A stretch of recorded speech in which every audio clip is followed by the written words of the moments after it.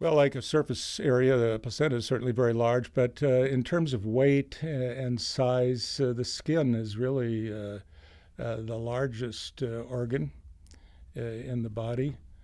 And it's an amazing organ. If you think about it, how many other organs are accessible to us where we can get at it? Okay. I always like to say that if our liver were out where we could get at it, we'd kill ourselves in no time. We would paint it.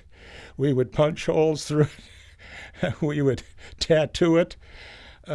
We'd rub it with all kinds of harsh detergents and what have you.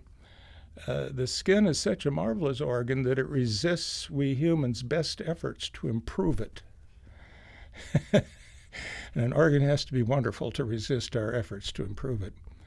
The main thing the skin does, of course, keeps the outside world out and the inside in. So if I spill petrol on my hand while filling the lawnmower, it doesn't become systemic. The skin is a barrier.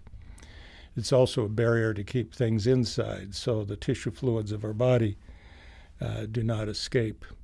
You know, if one waved a wand and the only thing that happened in this magical wand waving was just the dead layer of the skin were to vanish. That's the layer that peels in a sunburn. We call it the stratum corneum. It'd probably last about an hour. The water loss from your body would be so massive you'd go into shock and die. So we don't think of something dead being that important, but that dead layer in the surface of stratum corneum is absolutely essential for life. And it's our principal organ of identification, too. We wouldn't probably be able to identify one another if we didn't have skin. Particularly our face is such an unusual area for skin because we have a lot of muscles, about 45 muscles that just move the skin of our face around.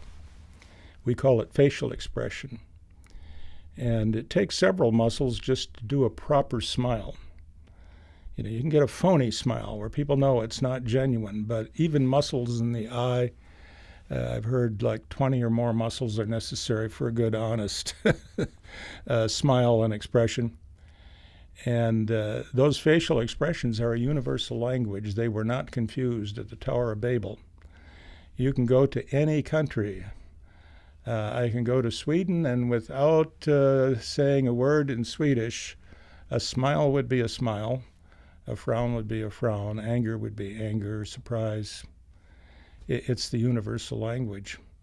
So those wonderful 45 muscles or so that are in our face give us the ability to communicate in a very special way that no other creature has to anywhere near the same degree.